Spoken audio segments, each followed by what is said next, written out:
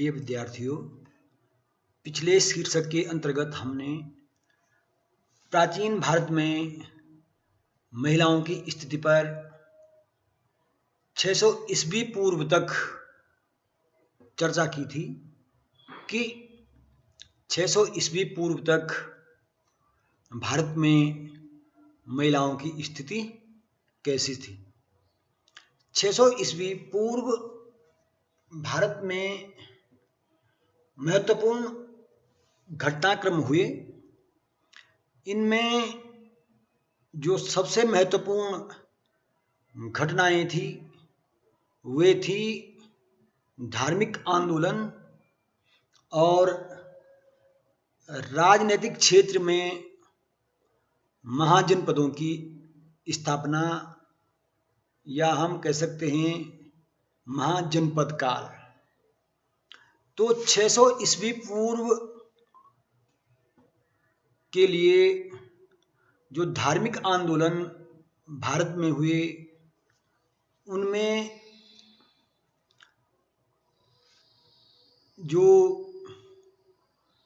मानव के दृष्टिकोण में परिवर्तन आया और वैदिक काल में जो यज्ञों के निरंतर बढ़ते प्रभाव के कारण तथा कर्मकांड को ज़्यादा महत्व प्रदान किए जाने से और इन यज्ञों में, इन कर्मकांडों में बड़ी संख्या में पशु बलि, जन धन की हानि, धन का अपव्यय, इससे समाज का एक वर्ग वितृष्णा से भर गया और अब समाज इस ओर चिंतन करने लगा कि क्या ईश्वर से संयोग का साधन, या हम ये कहें मोक्ष को प्राप्त करने का साधन केवल कर्मकांड और यज्ञ पद्धति ही है क्या? क्या ये आवश्यक है कि हम अपने कल्याण के लिए किसी निरीह पशु का वध कर दें? क्या ये आवश्यक है और क्या इससे संभव है कि हमें मोक्ष प्राप्त होगा? हम दूसरे की बलि देकर क्या स्वयं सुखी हो सकते हैं? इस विषय पर समाज में निरंतर चिंतन हुआ और उस चिंतन के परिणाम स्वरूप जैन धर्म और बौद्ध धर्म की स्थापना हुई, और जिन्होंने अहिंसा, सत्य, अस्तेय आदि पर जोर दिया, जिन्होंने मनसा वाचा कर्मणा से बुराइयों का त्याग करने या हिंसा को त्यागने आदि का उपदेश दिया और ये प्रयास किया कि मानव का अंतःकरण शुद्ध रहे, और इस तरह उन्होंने भारतीय समाज में एक नई चेतना जागृत की। निश्चित ही इन धार्मिक आंदोलनों का प्रभाव नारी की स्थिति पर भी पड़ा, क्योंकि ऋग्वेद की तुलना में धीरे धीरे उत्तर वैदिक काल तक आते आते भारत में महिलाओं की स्थिति में काफ़ी गिरावट आ चुकी थी। अब धीरे धीरे महिलाओं पर कई प्रकार के प्रतिबंध लगा दिए गए थे और महिलाओं की इस बिगड़ती हुई स्थिति को यद्यपि इन धार्मिक आंदोलनों से बहुत ज़्यादा प्रभाव तो नहीं पड़ा, परंतु फिर भी बौद्ध संघों में महिलाओं को प्रवेश की अनुमति देकर और विभिन्न बौद्ध भिक्षुणियाँ जो बड़ी विदुषी हुई, उनको देखते हुए कहा जा सकता है कि निश्चित ही कुछ समय के लिए इन धार्मिक आंदोलनों से महिलाओं की गिरती हुई स्थिति कुछ समय के लिए हम मान सकते हैं कि उसमें थोड़ा स्थिरता आई। इस समय हम जो महिलाओं की स्थिति को देखते हैं तो 600 ईस्वी पूर्व से 600 ईस्वी तक जो महिलाओं की स्थिति थी उसमें हम पुत्री के रूप में महिलाओं को ये देखते हैं कि पुत्री को शिक्षा का अधिकार तो प्राप्त था और कई महिलाएं जो वेदों का अध्ययन या उच्च शिक्षा प्राप्त करती थी, ऐसी महिलाएं हुई हैं इस काल में, जैसे सुलभा, मैत्रेयी, बड़वा, प्राततेयी, गार्गी, वाचकनवी, ऐसी कई विदुषी महिलाएं इस युग में हुई हैं। थेरी गाथा के पदों से स्पष्ट है कि मौर्य काल में कुछ ऐसी भिक्षुणियां विद्यमान थी जिन्हें धर्म और दर्शन का पूर्ण ज्ञान था, क्योंकि थेरी गाथा जो ग्रंथ है, धार्मिक ग्रंथ, ये जो है 7 कवित्रियों द्वारा रचित कविताओं का या पदों का संग्रह है। संयुक्त निकाय के अनुसार गुणवती पुत्री को पुत्र से भी अच्छा समझा जाता था, अर्थात कोई गुणवान कन्या है तो उसका महत्व पुत्र से भी ज्यादा माना जाता था। इसी तरह बौद्ध संघों में भी महिलाओं को प्रवेश की अनुमति थी और जैन परंपरा में भी विदुषी महिलाओं को सम्मान प्राप्त था। कई महिलाएं आजीवन अविवाहित रहकर ज्ञान प्राप्त करती थी। जैन परंपरा के अनुसार कौशाम्बी के राजा सहसानिक की पुत्री जयंती ज्ञान प्राप्ति के लिए आजीवन अविवाहित रही थी। पत्नी के रूप में महिलाओं को सम्मान प्राप्त तो था, परंतु धीरे धीरे पुत्र बधुओं के साथ दुर्व्यवहार भी होने लगा था। थेरी गाथा के अध्ययन से ऐसा प्रतीत होता है कि कभी कभी सास पुत्र बधुओं के साथ दुर्व्यवहार करती थी। यद्यपि मनु ने कहा है कि गृहस्थी का अस्तित्व समाज के लिए ही उतना ही आवश्यक है जितना शरीर के लिए प्राण। इस काल में विवाह को कन्याओं के लिए आवश्यक समझा जाता था। केवल वही कन्याएं सामान्यतया अविवाहित रहती थी जिनमें कोई शारीरिक दोष हो या कोई आध्यात्मिक ज्ञान प्राप्त कर रही हो। रघुवंश में भी ऐसे बहुत सारे उल्लेख मिलते हैं जिनसे विवाह के संदर्भ में जानकारी प्राप्त होती है। इस युग में विवाह के संदर्भ में गंधर्व विवाह मुख्यतः समाज में काफी प्रचलन में था। साथ ही धन लेकर विवाह करने के उदाहरण भी थेरी गाथा में मिलते हैं और अंतरजातीय विवाह भी उस समय प्रचलित थे। मालविका जो क्षत्रिया थी उसका विवाह अग्निमित्र नामक ब्राह्मण से हुआ था। इसी तरह गुप्त राजाओं ने कदम्ब कुमारियों से, जो कि ब्राह्मण थी, उनसे विवाह किया था। तो इस तरह अंतरजातीय विवाह भी उस समय प्रचलित थे। साथ ही समाज में विधवाओं की स्थिति निरंतर गिरती जा रही थी। अब जो नियोग की प्रथा थी एक प्रकार से वह बंद हो गई थी। धीरे धीरे यह प्रथा पूर्णतः समाप्त हो गई, परंतु अब यह पत्नियों से ये अपेक्षा की जाने लगी थी पत्नी से कि वह दूसरा विवाह नहीं कर सकेगी, अर्थात विधवा पुनर्विवाह को अब जो है एक प्रकार से समाप्त कर दिया गया था।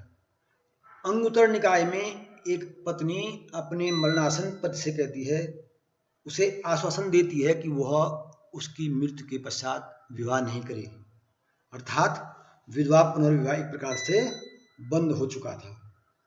विधवाएं कठोर जीवन जीने लगी थी।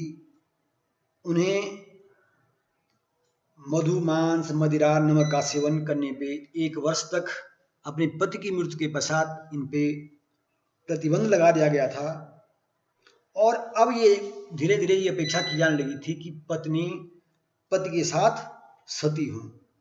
गुप्त काल में ऐसा प्रसिद्ध गोपराज का कि जो कि गोपराज हुणों के विरुद्ध लड़ते लड़ते जब वो वीरगति को प्राप्त हुआ तो उसकी पत्नी उसके साथ सती हो गई थी, जो कि 510 ईस्वी का एक प्रसिद्ध सती होने का अभिलेखीय साक्ष्य है। इस युग में पर्दा प्रथा भी आरंभ हो गई थी और अब ये अपेक्षा की जाने लगी थी महिलाओं से कि बाल्यावस्था में वो अपने पिता के संरक्षण में, यौनावस्था में पति के संरक्षण में तथा वृद्धावस्था में पुत्रों के संरक्षण में रहेंगी। इस तरह एक प्रकार से पर्दा प्रथा आरंभ हो चुकी थी। व्यवसाय की दृष्टि से महिलाएं अब भी गृह कार्य करती थी। कुछ महिलाएं अध्यापिकाएं भी थी जिन्हें उपाध्याय कहा गया है। साथ ही कुछ महिलाएं जो नृत्य आदि में निपुण थी, ऐसी महिलाएं भी थी जो नृत्य का काम करती थी। जातकों में ऐसी कई नायिकाओं का वर्णन है, जिनमें जैसे वसंत सिन्हा जो कि एक नगर वधू थी, परंतु उसका चरित्र पूर्णतया उज्जवल माना जाता है। इस युग में देवदासी प्रथा भी प्रचलित हो गई थी और महिलाओं को धार्मिक कृत्यों में सम्मिलित होने का अधिकार था। और कई ऐसी महिलाएं हुई हैं जिन्होंने स्वतंत्र रूप से यज्ञों को भी संपन्न किया है। सातकर्णी प्रथम की पत्नी नागनिका ने अनेक वैदिक यज्ञ संपन्न किए थे। इसका उल्लेख मिलता है विभिन्न ग्रंथों में। संपत्ति पर महिलाओं को अधिकार केवल स्त्री धन पर था, परंतु कुछ विद्वान ये जिक्र करते हैं कि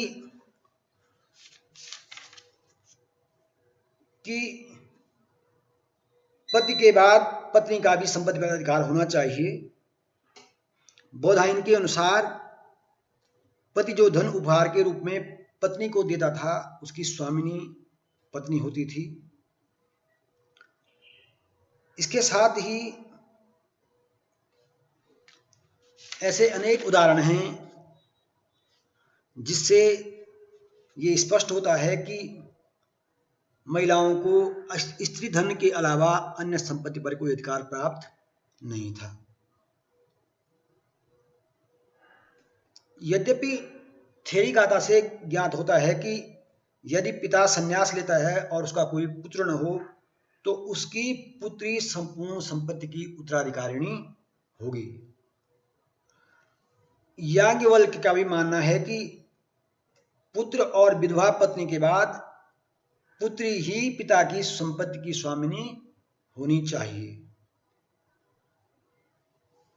यद्यपि शास्त्रों में ये उल्लेख तो है, परंतु व्यावहारिक रूप से पत्नी को संपत्ति पर अधिकार कम ही प्राप्त था।